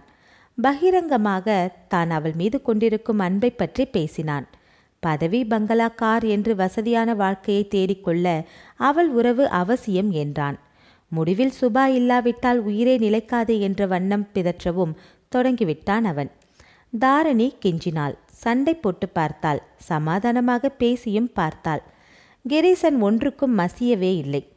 வினோத் 1 வயது குழந்தையாக வளர்ந்து விட்டிருந்த போதுதான் ஒரு நாள் இரவு கிரீசன் நன்றாக குடித்துவிட்டு சுபாவுடன் வீட்டிற்கு வந்திருந்தான். காலையிலிருந்து கடும் காய்ச்சலில் குழந்தை அழுதழுது அப்பொழுதுதான் தூங்க துவங்கியிருந்தான். குழந்தையுடன் போராடி கொண்டிருந்த தாரணிக்கு இரவு வேலை சமையலை கவனிக்க பொழுது இருக்கவில்லை. சுபா வந்திருக்கிறாள், இலைய போடு. அதிகாரம் செய்தான். காலையில சமைச்சதுதான் இருக்கு என்று மனைவி கூறியதை கேட்டதும் அவனுக்கு கோபம் பொத்து கொண்டு வந்துவிட்டது. விருந்தாளி அழைச்சி வந்துட்டுருக்க, வீம்பாகவா பேசுகிறாய்? ஓங்கி அறைந்தான். சுவற்றிலே போய் தலையை முட்டிக்கொள்ளும் வேகத்திலே பிடித்து தள்ளினான். நெற்றியிலே லேசானதொரு காயம் ஏற்பட்டு ரத்தம் கசியத் தொடங்கியதைக் கண்டு கூட அவன் மனம் இறங்கவில்லை. சுபா எல்லாவற்றையும் வேடிக்கை பார்த்து கொண்டு அமுத்தலாக நின்றாள். தாரிணிக்கு பொறுக்க முடியவில்லை. ஆத்திரத்தை அடக்க மாட்டாது கேட்டுவிட்டாள். கல்யாணமானவர்னு தெரிஞ்சோ நீங்க இப்படி நடக்கலாமாம்மா? அவ்வளவுதான். காதலிக்கு பறிந்து கொண்டு கட்டினவளை வெறி பிடித்தவன் போல அடிக்கத் தொடங்கவே வேதனை பொறுக்க மாட்டாது தாரணி அலறியதும் தூங்கிய குழந்தையும் விழித்து கொண்டு கத்தத் தொடங்கியது. கிரீசனின் கோபம் கட்டுக்கடங்காது மூர்க்கமாகி விட்டது. குழந்தையை தூக்கி கொண்டு சமாதானப்படுத்த முயன்ற மனைவியை தரதரவென்று இழுத்து வாசலில் தள்ளி, போ சனியனே போ, உன் குட்டி பிசாசுடன் போய் தொலை என்று கதவை சாத்திவிட்டு உள்ளே போய்விட்டான். 10 மணி இருளில் வாசலில் குழந்தையுடன் நின்ற தாரணி ஓவென்று அழுதபடி கதவை பன்முறை தட்டினாள். கிரீசன் திறக்க மறுத்துவிட்டான். அப்படி ஒரு வெறி அவனுக்கு. பக்கத்து வீட்டிலிருந்து எழுந்த இரைச்சலை கேட்டு சட்டென்று வெளியே வந்தார் அண்ணாமலை. வாசலில் குழந்தையை மார்போடு அணைத்து கொண்டு விம்மியபடி நின்ற தாரணியைக் கண்டு திடுக்கிட்டு போனார். வாமா உள்ள, அழைத்துச் சென்று அடைக்கலம் கொடுத்தார். உடனுக்குடனே காய்ச்சலாக கிடந்த குழந்தையை கவனிக்க வைத்தியரை அழைத்து கொண்டு ஓடி வந்தார். விம்மி விம்பி அழுத தாரணியை சமாதானப்படுத்தி வற்புறுத்தி சிறிது காய்ச்சின பாலை கொடுத்து தூங்கும்படி உபசரித்தாள் சிவகாமி. மறுநாள் தந்தை சம்பந்தத்திற்கு தந்தி பறந்தது. அவர் வந்தார். கிரீசன் ஒரே பிடிவாதமாக சொல்லிவிட்டான். சுபாவை அவன் மணக்க விரும்புகிறான். அவனுக்கு தாரணியிடமிருந்து விவாகரத்து தேவை. அதற்கு பின் வக்கீல் கோர்ட், முடிவில் விவாகரத்து. பிறகு தன்னையும் குழந்தையும் காத்து கொள்ள தாரணி வேலைக்கு போனது எல்லாம் அவருக்கு தெரிந்த கதைதான். அம்மா தாரணி, இந்த சமயம் அதை சொல்வதான்னு நினச்சேன். சொல்லாமலும் போக விருப்பமில்லை. உன்னை கண்ணீர் வடிக்க வச்சு பாடாய்படுத்தி விவாகரத்தை வாங்கிட்டு அந்த சுபாவை கட்டி கொண்டானே கிரீசன், அந்த கல்யாணம் ஒன்றும் சுகப்படலை. 2 வருஷத்துக்குள்ளே ஆளுக்கு ஒரு மூலையாக பிரிஞ்சு போயிட்டாங்க. அடிக்கிறான் உதைக்கிறான்னு சொல்லி விவாகரத்து வேணும்னு சுபா நோட்டீஸ் விட்டுருக்காளாம். இப்போ கிரீசன் தன்னந்தனியாக தான் திண்டாடிக்கிட்டு இருக்கான். வேணும் அந்த பயலுக்கு. அவன் உபயோகித்த அந்த விவாகரத்துங்கிற ஆயுதம் அவன் கழுத்தை இப்போ அறுக்குது. சித்தப்பா, இந்த 2 வருஷத்தில் நான் அவரை என் நினைவிலிருந்து முழுசாக மறந்துட்டேன். இனி அவரை நினைக்கவோ பார்க்கவோ விரும்பலை. வீட்டிலிருந்து அவர் புகைப்படங்கள், கல்யாணத்தின் போது நாங்கள் எடுத்துக்கிட்ட பெரிய படம் எல்லாத்தையும் கிழிச்சு குப்பை தொட்டியில் போட்டுட்டேன். சித்தப்பா, நீங்கள் என்னை பற்றி ஒரு சமயம் தவறாக எண்ணிக்கலாம். என் நிலையை உத்தேசித்து பார்த்தீங்கன்னா நான் செய்தது நியாயம்னு தான் ஒப்புக்குவீங்க. என்னம்மா சொல்கிற? அவர் கட்டின தாலியை அவிழ்த்து வச்சிட்டேன். சட்டப்படி என்னிடமிருந்து பிரிந்து போயிட்டார். நான் யாரோ அவர் யாரோன்னு உறவு முறிஞ்சு போன பிறகு அவர் கட்டின தாலி எதுக்கு? மனைவி என்று ஒரு மனுஷன் ஒரு பெண்ணை மதிக்கும் போது தான் அவன் கட்டின மஞ்சக்கயிறுக்கும் மதிப்பு ஏற்படுகிறது. இல்லாட்டா அது வெறும் வேஷம்தானே. என் வாழ்வில் நான் ஒரு பொழுதும் வேஷம் போட விரும்பலை. உள்ளபடி பேசி நேர்மையும் ஒழுக்கமாக இருக்க விரும்புகிறேன். அதற்கு மேல் பேச முடியாது திணறியபடி அவரை பார்த்தாள். கலங்காதம்மா, கடவுள் இருக்காரு. நீ சொல்வதையெல்லாம் நான் ஒத்துக்கிறேன். வெளிப்படையாக வாழ கற்றுக்கிட்டு இருக்கவங்களுக்கு கபட வேஷம் போட வராது. பரவாயில்லம்மா, நீ உன் கொள்கைப்படியே நீ இரு. யாருக்கும் அஞ்ச வேண்டாம். சிறிது பொழுதில் அவர் விடை பெற்று கொண்டார். வெகுநேரம் தாரணி படுக்கை மீது சாய்ந்தபடியே மீண்டும் அந்த கசப்பான கடந்த காலத்துக்குள் வளைய வந்து கொண்டிருந்தாள். மறுநாள் பகல் தலையை வெடிக்கும் வெயிலில் சம்பந்தம் சாப்பாட்டை எடுத்துக்கொண்டு விரைந்து வந்தார். நாக்கு செத்து கிடக்குதேன்னு பரிதாபப்பட்டு பாவம் பக்கத்து வீட்டு அம்மா உனக்காக தினம் ஏதாச்சும் புதுசாக செய்து அனுப்புகிறாங்க. இன்னைக்கு மிளகு ரசம், தேங்காய் துவையல், கத்திரிக்காய் கூட்டு சொல்லிக்கொண்டே பீங்கான் தட்டை அலமாரியிலிருந்து எடுத்து கழுவி சூடான சாதத்தை அள்ளி அதில் போட்டு ரசத்தை ஊற்றி பதார்த்தங்களை பரிமாறி மகள் அருகே வைத்தார். தாரணிக்கு நல்ல பசி. கையை கழுவிக்கொண்டு சாப்பிட உட்கார்ந்தாள். சாதத்தை ரசத்துடன் கலந்து ஒரு பிடி அவசரமாக வாயில் போட்டு கொண்டாள். மெலிந்து பாதியாக விட்டிருந்த மகளை மௌனமாக பார்த்தார் அப்பா. அந்த கத்தி குத்தில் அவள் இறந்திருந்தால் காரியமெல்லாம் நடந்து கதையே முடிந்து விட்டிருக்கும். எண்ணிய மாத்திரம் திகில் அவர் குடலை முறுக்கியது. யார் செய்த புண்ணியமோ அந்த பெரும் ஆபத்திலிருந்து பிழைத்து கொண்டு விட்டாள். அவசரமில்லாம மெதுவா சாப்பிடுமா. ரசம் சாதத்தை விழுங்கிய போது திடீரென்று புறையேறிக்கொள்ளவே தலையை இடது கையால் தட்டி கொண்டாள் தாரிணி. உடனே வினோத்தின் நினைவு சாதத்தை விழுங்க முடியாது நெஞ்சை அடைத்தது. குழந்தை வினோத் சாப்பிட்டானாப்பா? பக்கத்து வீட்டு அம்மா தான் சொந்த பேரனை பார்த்துக்கிறாப்புல கவனிக்கிறாங்க. கவலையை விடு. 10 நாளைக்கு மேலே ஆகுது. அவன் பள்ளிக்கூடமே போகலையே. குழந்தை படிப்பு கெட்டு போச்சே அப்பா. எல்கேஜியில் படிக்கிறான். என்னமோ எம்ஏ படிக்கிறான் போல தவிக்கிறியே. போதும், படித்தவங்க எல்லாம் என்ன கிழிச்சிட்டானுங்க. என் பேரனுக்கு படிப்பில்லாவிட்டாலும் பரவாயில்லை. அவன் நல்லவனாக வளர்ந்தா போதும். சிறிது கோபத்துடன் பேசிவிட்டு அவளை தீர்க்கமாக பார்த்தார். சாப்பிட்டு விட்டு அவள் எழுந்து சென்று கையை கழுவிக்கொண்டு வந்தாள். உங்களுக்கு ரொம்ப சிரமம், தினம் வெயிலில் அலையிறீங்க, வருத்தப்பட்டாள் மகள். தட்டை கழுவி அலமாரியில் வைத்துவிட்டு டிஃபன் செட்டை மூடி தயாராக கூடைக்குள் வைத்துவிட்டு மகள் அருகே உட்கார்ந்து கொண்டார் சம்பந்தம். இன்னும் 2 நாள் தான் இந்த அலைச்சல். நாளைக்கு மறுநாள் உன்னை வீட்டுக்கு அனுப்பிட போகிறாங்கன்னு கேள்வி. அப்படியா? எப்போ வீட்டுக்கு போவோன்னு நானும் துடிச்சிக்கிட்டு தான் இருக்கேன். வீட்டுக்கு உன்னை அழைச்சிட்டு போகிறதுக்கு முந்தி அந்த கட்டிலில் படுக்கையை தட்டி போட்டு சுத்தமான விரிப்பு போட்டு எல்லாம் தயார் பண்ணணும்னு காலையிலேயே பீரோவை திறந்தேன். குப்புன்னு நாத்தம். தாரணியின் முகம் வெளிரடைந்து போனது. நெஞ்சு படபடவென்று அடித்து கொண்டது. தேங்காய் பூ வாழையில் என்னவோ சுருட்டி வச்சிருக்கேன்னு எடுத்தேன். நடுங்கி போயிட்டேன். நல்ல வேளை நான் மட்டும் வீட்டில் இருந்தேன். போலீஸ்காரங்க தேடிக்கிட்டு இருந்த கத்தி பத்திரமா ரத்தக்கரையோட துண்டில் சுற்றி வச்சிருந்தது. என்னப்பா செஞ்சீங்க? அவள் குரல் பதட்டமாக ஒலித்தது. கத்தியை குழாய் அடியில் போட்டு நல்லா கழுவி தொடச்சேன். ரத்தம் காஞ்சி போயிட்டு இருந்தது. கரைப்பட்டு போன துவாலையை கிழிச்சு போட்டு மண்ணெண்ணெயை ஊற்றி பற்ற வச்சு சாம்பல் அனைத்ததும் வாரி குப்பை தொட்டியில் கொட்டினேன். நேற்று சாயங்காலம் மெல்ல நடந்து போய் அந்த கத்தியை காவத்தண்ணியில் விட்டெறிஞ்சிட்டு வந்தேன். ஏம்மா, என்கிட்ட கூட உண்மையை சொல்லக்கூடாது? திடுக்கிட்டு நிமிர்ந்தாள் தாரிணி. அவள் கண்கள் கலங்கிவிட்டு இருந்தன. சொல்றதுக்கு ஒன்றுமே இல்லைப்பா. வயசான கிழவன்தான் நான். காது மந்தமாகிக்கிட்டு வருகிறது, ஒத்துக்கிறேன். கண் பார்வை கூட அத்தனை சுகமில்லை. ஆனால் என் யூகம் இன்னும் மங்களம்மா, மங்கள. அன்னைக்கு விடிய காலையில் நம்ம வீட்டில் என்ன நடந்ததுன்னு ஊகிக்க முடியுது. தாரிணி, உன்னை என்ன சொல்கிறதுன்னு தெரியலம்மா. உனக்கு தாராளமான தயாளமான மனசும்மா. சம்பந்தம் தழுதழுத்தபடி மகளின் நெத்தி மீது புரண்ட முடியை ஒதுக்கிவிட்டார். அப்பா, ரொம்ப கேட்காதீங்கப்பா, என்னால் தாங்க முடியாது. மகள் தந்தையின் கரத்திலே முகத்தை பதித்து கொண்டு கண்ணீர் உகுத்து குலுங்கினாள். குட் மார்னிங், இன்னைக்கு எங்கள் பேஷண்ட் எப்படி இருக்காங்க? வேடிக்கையாக விசாரித்தபடி பளிச்சென்ற சீருடையில் வார்டன் நர்ஸ் உள்ளே வந்து நின்றாள். கூடவே ஆஸ்பத்திரி மருந்துகளின் கலவை மனம் அறைக்குள் வட்டமிட்டது. சில நாட்கள் பழகியதில் நட்புரிமை நிறைந்த நெருக்கம் அவர்களிடையே. உங்க புண்ணியத்தில் நல்லா இருக்கேன், உங்களுக்கெல்லாம் என் நன்றி. புன்முறுவலித்தபடி தாரிணி படுக்கை மீது நிமிர்ந்து உட்கார்ந்து கொண்டாள். நாளைக்கு டாக்டர் உங்களை வீட்டுக்கு அனுப்ப போகிறார், தெரியும் இல்லையா? எனக்கு நாளைக்கே மெடிக்கல் வார்ட் டியூட்டி ஆரம்பமாகிறது. அதனால இப்பவே சொல்றதை சொல்லிவிட்டு போக வந்தேன். மைல் தூரம் இல்லையே, அடுத்த வார்டு தானே. வந்து நான் சொல்லி கொண்டு போவேன். 10 நாளாக என் பிள்ளையை பார்க்காம கண்ணு பூத்து போயிடுச்சு. வீட்டுக்கு எப்போ போவோம்னு இருக்கு, சிரித்தாள் தாரிணி. வீட்டுக்கு போனதும் டாக்டர் எழுதி கொடுத்த மருந்துகளை மறக்காம சாப்பிடணும். அவசரப்பட்டு விடிகாலை வேலையில் சட்டுன்னு கதவு திறக்கக்கூடாது. ஆஃபீஸ்க்கு போகும்போது கழுத்திலும் காதிலும் நகைகள் தேவையில்லை. நர்ஸ்களான எங்களை பாருங்க, நாங்கள் நகை நெட்டு ஏதாவது போட்டுக்கிறோமா? சுத்தமாக சீருடை போட்டுக்கொண்டு வேலைக்கு வருகிறோம். அப்படியே செய்கிறேன். நீங்கள் சொன்னபடி இனி ஜாக்கிரதையாக இருப்பேன். தாரிணி புன்னகைத்தாள். பெண்களுக்கு நகை என்னத்துக்கு? அதுவும் உங்களை போன்ற அழகான பெண்களுக்கு புன்னகையே பெரிய பொன்னகை போல. கலகலவென்று சிரித்தாள் நர்ஸ்.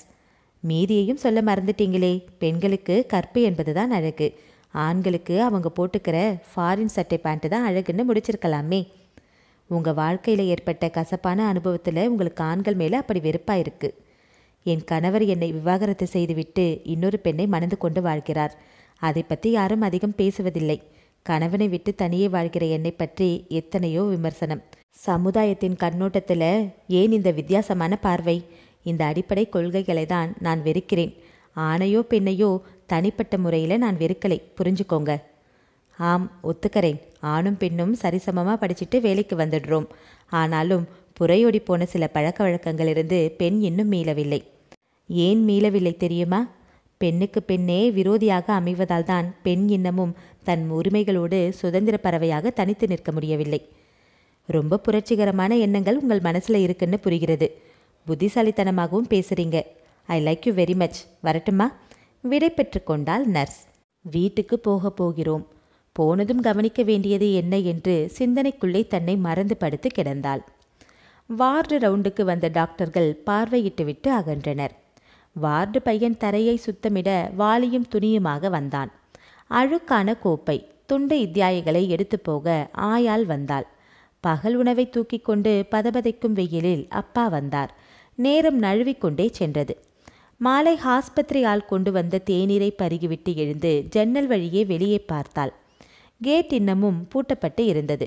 கும்பலாக வெளியே பார்வையாளர்கள் கேட் திறக்கும் நேரத்தை எண்ணிக்கொண்டு நின்று கொண்டிருந்தனர். பார்வையாளர்களை உள்ளே அனுமதிக்க இன்னும் சில நிமிஷங்கள் தான் இருந்தன. ஆஸ்பத்திரி காவல் ஆள் சாவியுடன் கேட் அருகே சென்றபோது வெளியே காத்திருந்த கூட்டத்திலே ஒரு பரபரப்பு. தலைகளாக தெரிந்த கூட்டத்தை வேடிக்கை பார்த்து கொண்டிருந்தவள் திடுக்கிட்டு போனாள். இதய துடிப்பு ஓட்டத்தில் ஒரு கணம் தடுமாற்றம் ஏற்பட்டுவிட்டது. காவலால் கேட்டை பரவலாக திறந்தவுடன் கூட்டம் திமுதிமு என்று உள்ளே நுழைந்ததை பார்த்தாள். மஞ்சள் வண்ண சட்டையும் பழுப்பு நிற பேண்ட்டும் அணிந்து கொண்டிருந்த கிரீசன் கூட்டத்திலே புகுந்து வேகமாக பாதைக்குள் நுழைவதை கண்டுவிட்டாள். அவன் யாரை பார்க்க அங்கு வருகிறான் என்பதையும் அவள் புரிந்து கொண்டு விட்டாள். மூச்சை அடைத்து கொண்டது போன்றதொரு கலவரம். படுக்கை அருகே தொங்கும் அழைப்பு மணியின் கயிற்றை மெல்ல இழுத்து தலையணையை இறுக்கியே சொருகி வைத்தாள். மேஜை மீது கிடந்த பத்திரிகைகள் சிலவற்றை எடுத்து பிரித்து படுக்கை மீது போட்டுக்கொண்டு சாய்ந்த வாக்கிலே உட்கார்ந்து கொண்டாள். வராந்தாவிலே ஒலித்த காலடிகளை உற்று கேட்ட வண்ணம் பத்திரிகையை படிக்க முயன்றாள். அறையின் கதவுகள் லேசாக தட்டப்பட்டது. அவளது இதய துடிப்பு வேகமாக ஒலிக்கத் தொடங்கியது. படுக்கை அறையின் மீது கிடந்த துண்டை எடுத்து முகத்தை அழுத்தி துடைத்து கொண்டாள். பொங்கி பிறண்ட உணர்வுகளின் கொந்தளிப்பை சமாளித்து கொண்டு கதவு பக்கம் திரும்பி, உள்ளே வரலாம், கதவு திறந்துதான் இருக்கு, குரல் கொடுத்தாள். குப்பென்ற சிகரெட் மனம் முன்னே விரைய கதவை மெல்ல திறந்து கொண்டு கிரீசன் வந்தான். பகல் வெளிச்சத்திலே அவனை நன்றாக இப்போது அவளால் பார்க்க முடிந்தது. 2 தினங்களாக மழிக்கப்படாத முகம், முள்ளம்பன்றி முதுகை போல தாடியும் மீசையுமாக குளித்து பல நாட்கள் ஆகிவிட்டது போன்ற அசிங்கமான தோற்றத்தை கொடுத்தது. அந்த முகமும் அலட்சிய கிராப்பு முடியும் மடிப்பு கலையாது அலமாரியிலிருந்து அவன் அணிந்து கொண்டு வந்திருந்த சட்டை பேண்ட்டுக்கும் சற்றும் பொருத்தமாகவே இருக்கவில்லை. உட்காரலாமா? கேட்டுக்கொண்டு தயக்கமாக அவளை பார்த்தான். சுற்றும் முற்றும் பார்த்தபடியே உட்கார்ந்தான். உன்னை பார்க்க நான் வருவேன்னு நீ எதிர்பார்த்திருக்க மாட்டாய் இல்லையா? முன்பற்கள் சிறிது தெரிய மீசைக்குள்ளே முறுவலித்தான். மடி மீது பிரித்து புரட்டி கொண்டிருந்த தினசரி பத்திரிகை எடுத்து அவனிடம் தாரிணி நீட்டினாள். 3வது பக்கம் 2வது காலம் படிச்சு பாருங்க. நானும் படித்தேன். நீங்க வருவீங்கன்னு எதிர்பார்த்துட்டு தான் இருக்கேன். துணிவாக தெம்பாக பேசினாள். பத்திரிகையை புரட்டிய கிரீசன் கை சிறிது நடுங்கியது. அவள் சொன்ன பகுதியை பார்த்தான். கத்திக்குத்துடன் அபாயகரமான நிலையில் அரசினர் ஆஸ்பத்திரியில் அனுமதிக்கப்பட்ட டைப்பிஸ்ட் தாரிணி பூரண குணமடைந்து விட்டாள். ஆஸ்பத்திரி நின்று விரைவில் வீடு திரும்ப இருக்கிறாள். தன்னை கத்தியால் தாக்கிய மனிதனை பற்றி விவரம் ஒன்றும் அவளால் தெரிவிக்க இயலவில்லை. நானும் படித்தேன். என் நன்றியை உனக்கு சொல்லத்தான் முக்கியமாக வந்திருக்கேன். தாரிணி மௌனமாக தன் கைகளை பார்த்து கொண்டிருந்தாள். உனக்கு ரொம்ப பெருந்தன்மையான மனசு. பஸ் நிலையத்தில் உன்னை சந்தித்த நாளிலிருந்து என் மனசில் அப்படி ஒரு எண்ணம் ஏற்பட்டிருந்தது. உன் ஆஃபீஸ்க்கு ஃபோன் பண்ணி கேட்டேன். நீ ஒரேடியாக என்னை பார்க்கவும் பேசவும் மறுத்துட்ட. நடந்தது எல்லாம் மறந்து நீ மறுபடியும் என்னோட வந்துடு. கணவனும் மனைவியாக வாழ்வோம்னு கடுதாசி எழுதி போட்டேன். என் முகவரிக்கு திருப்பி அனுப்பிச்சிட்டேன். சட்டப்படி நமக்குள்ள விவாகரத்து ஏற்பட்ட பிறகு எப்படி கணவனும் மனைவியாக வாழ்வது? வேண்டாம்னு தானே என்னை நீங்களே விவாகரத்து செய்துவிட்டு சுபாவை கல்யாணம் செய்து கொண்டீங்க. உங்கள் 2 பேர் இடையில இப்போ பிடித்தமில்லை. குரூரமாக வார்த்தையாலோ செய்கையாலோ கொடுமைப்படுத்துறீங்கன்னு விவாகரத்து கோரி சுபா இப்போ வழக்காடி கொண்டிருக்க இன்னும் கேஸ் முடிவாகலை. இதுக்கு நடுவே தனிமையாக வாழ உங்களுக்கு கஷ்டமாக இருக்குது. ஏமாந்தவ தாரிணி இருக்கவே இருக்கான்னு தேடிக்கொண்டு வந்தீங்க. நான் உங்களோட மறுபடி வாழவே முடியாதுன்னு தீர்மானமாக மறுத்துட்டேன். இந்த ஆத்திரத்தில் வீட்டுக்கு வந்து குழப்பம் பண்ண விடியற்காலை வேலையில் கதவை தட்டினீங்க. ஜன்னல் வழியாக நீங்கள் வரதை பார்த்துட்டு தான் நான் கதவை திறந்தேன். மறுபடியும் அதே பேச்சை ஆரம்பிச்சிங்க. நான் மறுத்தேன். அப்பா நல்ல வேலையாக தூங்கி கொண்டிருந்தார். வினோத்தும் தூங்கி கொண்டிருந்தான். கதவை சாத்திக்கிட்டு விடிவிளக்கு வெளிச்சத்தில் நம்ம பேசினோம். என் மறுப்பு உங்களுக்கு கோபம் உண்டாக்கிடுச்சு. ஆமாம், ஒரு கணவனுக்கு இயற்கையாக வரக்கூடிய கோபம். தாரிணி பக்கென்று சிரித்தாள். கணவன் உங்களுக்கும் எனக்கும் தான் உறவு இனி கிடையாதே. எந்த ஆதாரத்தில் நீங்கள் என்னை தேடிக்கொண்டு வந்தீங்க? அதை கேட்டதும் என் முடியை பிடிச்சு குளிக்கினீங்க. நான் உங்கள் சட்டையை பிடிச்சு இழுத்தேன் என்னை காப்பாற்றிக்க. அந்த சண்டையில் உங்கள் சட்ட முகப்பு கிழிஞ்சு ஒரு பித்தான் பீத்து கொண்டு விழுந்து விட்டது. தாரிணி மறுபடியும் கூட வந்து வாழ மறுத்தா கொலை செய்து விடுகிறது திட்டத்தோட கத்தியுடன் வந்திருக்கீங்க. ஆத்திரமாக கத்திரியை என் நெஞ்சில் பாய்ச்சிட்டு பயந்து கொண்டு கதவை திறந்து கொண்டு நிழலில் ஓடி மறைஞ்சு போயிட்டீங்க. பயத்தில் கத்தியை விசிறி அறைக்குள்ளேயே போட்டுட்டு போனீங்க. பொங்கி பீறிட்ட ரத்தத்தை கையால் அமுக்கிக்கிட்டு அந்த கத்தியை எடுத்து ஒரு துண்டில் சுற்றி அவசரமாக என் அலமாரிக்குள்ளே ஒளிச்சு வச்சேன். பிறகு நடந்தது உங்களுக்கே தெரியும். சில நொடிகளில் ரத்தம் ஊற்றாக பெருகி தரையில் வழிந்து ஓட என் கால்கள் தள்ளாட ஆரம்பித்தன. இறந்து போகிறோம் என்று எண்ணி அப்பாவை கூப்பிட்டேன். பிறகு நடந்தது பத்திரிகையில் வந்தது. நீங்களும் படித்திருப்பீங்க. ஆத்திரத்தில் அப்படி ஒரு காரியம் செய்துவிட்டேன். அதன் பயங்கர விளைவுகளை நினச்சி நான் பட்ட வேதனையும் பயமும். ஆத்திரத்தில் அந்த சமயத்தில் செய்த காரியமில்லை. தாரிணி இப்போது தலை நிமிர்ந்து தானே வாழ தெரிஞ்சு கொண்டு விட்டாள். மறுபடி வந்து என்னோடு மனைவியாக இரு என்றால் மறுக்கிறாள் என்ற ஆத்திரம். நம்மை எதிர்த்து கொண்டு இவள் வாழ்கிறதா என்று மனதில் ஒரு குரோதம். முன்கூட்டி திட்டமிட்டு கொலை செய்யும் எண்ணத்தோடு தான் வந்து கதவை தட்டினீங்க. நான் செத்திருந்தா பிளான்டு மர்டர் என்பதற்காக தூக்கில் தொங்கி இருப்பீங்க. வறட்சியாக சிரித்தாள் தாரிணி. முகம் சிவக்க நெஞ்சு பதற அவளை நேருக்கு நேர் பார்க்க முடியாமல் தடுமாறிப் போனான் கிரீசன். நான் மிருகமாய்த்தான் இருந்தேன் தாரிணி, மனிதனாக மாற முயல்கிறேன். சத்தியம், மறுபடி எனக்கு ஒரு வாய்ப்பை கொடுக்கணும். போலீஸில் என்னை காட்டி கொடுக்காம என்னை மன்னிச்சிட்டேங்கிறத பத்திரிக்கையில் படித்த போதே புரிஞ்சு கொண்டேன். என்ன இருந்தாலும் நம்ம பண்பாட்டில் ஊறி வளர்ந்தவளாச்சே நீ. தாரிணி மறுபடியும் வறட்சியாக சிரித்தாள். கிரீசனை நிமிர்ந்து அசட்டையாக பார்த்தாள். கல்யாணம் என்பது வரை ஒரு விளையாட்டு. பிடிக்காத சட்டையை கழற்றி எறிவது போல பிடிக்காத என்னை உதறி எரிஞ்சிட்டீங்க. இப்போ சுபாவையும் விட்டு பிரிய தயாராகிவிட்டீங்க. ஆனால் திருமணம் என்பது ஒரு உன்னதமான புனிதமான உறவு என்ற நம்பிக்கையோடு வாழத் தொடங்கின நான். அதை குலைத்து என் கற்பனைகளை சிதைத்து வாழ்க்கையே கசப்பா மாத்திட்டீங்க. போலியான எந்த விஷயத்தையுமே வெறுக்கிற நான் போலியாக மறுபடி வாழ்க்கையை உங்களோட துவங்க அழைச்சதை நான் வெறுத்தேன். தப்பென்ன? உன்னை கொலை செய்ய நான் முயன்றும் என்னை போலீஸ்க்கு காட்டி கொடுக்காம மறைச்சிட்டியே. மன்னிச்சதாகத்தானே அர்த்தம்? நடந்ததையெல்லாம் மறந்துட்டேன்னு தானே பொருள்? மன்னிச்சிட்டேன், உண்மையாகத்தான். கண்ணகியாகவோ நலாயினியாகவோ பத்தினிகளின் வரிசையில் வந்து நானும் ஒருத்தியாக நிற்கணுங்கிறதுக்காக அதை செய்யலை. மன்னிப்புக்கு மறுபக்கம்னு ஒன்று உண்டு தெரியுமா? வினோத்தின் தகப்பன் ஒரு கொலை குற்றவாளி என்கிற ஒரு பட்டத்தோட மகன் வளரக்கூடாது. நான் செத்தாலும் நீங்க தான் என்னை கொலை செய்திங்கிற உண்மை ஊருக்கு தெரிய வேண்டாம் என்று அத்தனை வலியுடன் ரத்தம் பீறிட்டு கொட்டுவதையும் பொறுத்து கொண்டு கத்தியை எடுத்து அலமாரியில் பதுக்கினேன். உங்க மேலே ஏற்பட்ட அன்பினால் உங்களை மன்னிக்கல. என் பிள்ளையின் உணர்வுகள் பாதுகாக்கப்பட வேண்டும், அவன் தலை நிமிர்ந்து வாழ வேண்டும் என்கிற கொள்கைக்காக மன்னிச்சேன். இதுதான் மன்னிப்பின் மறுபக்கம். ஒரு தாய் தன் குழந்தைக்கு என்ன விதமான தியாகமும் செய்வாள் என்கிறதை அந்த நிமிஷம்தான் நானே உணர்ந்து கொண்டேன். என் மகனுக்கு என்னைப் போல ஒரு நல்ல தாய் போதும், அவனுக்கு தந்தை அவசியமில்லை. பேசியா செல்லவா, நீங்க போகலாம். இதுதான் உன் முடிவா? முடிவை ஏற்படுத்தி கொண்டவர் நீங்கள். இனி பேச உரிமை கிடையாது. ஒரு கொலைவெறியனுடன் நீண்ட நேரம் பேசிக்கொண்டிருக்க கூட எனக்கு பொறுமை இல்லை. தயவு செய்து போய் வாருங்கள், என் வாழ்க்கையிலிருந்து போய் வாருங்கள் ப்ளீஸ். படபடவென்று பேசியபடி கைகளை எடுத்து கும்பிட்டாள். கிரீசன் எழுந்து நின்றான். அவனது ஆசைகள் முன் அவள் அழுத்தமானதொரு கல்தூணாக நிற்பதை உணர்ந்தான். அதில் முட்டிக்கொள்வதில் லாபம். உன் வேண்டுகோள்படியே நான் மறுபடி வந்து உன் வாழ்க்கையில் குறுக்கிட மாட்டேன். கவலைப்படாதே. என்னை காட்டிக் கொடுக்காது காப்பாத்தினதுக்கு நன்றி. கையெடுத்து கும்பிட்டு போக திரும்பினான். நில்லுங்கள், உங்களிடம் இருக்கும் அந்த ஃபாரின் சட்டையில் ஒரு பித்தான் காணாமல் போய்விட்டிருக்கிறது.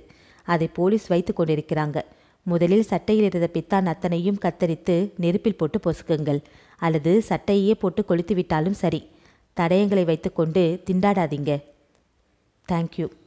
திரும்பி பார்க்க துணிவின்றி வெளியே சென்றான் அவன். மூடியிருந்த கதவை பார்த்து கொண்டிருந்தாள் தாரிணி. மனம் லேசாகிவிட்ட பிரம்மை அவளுக்கு.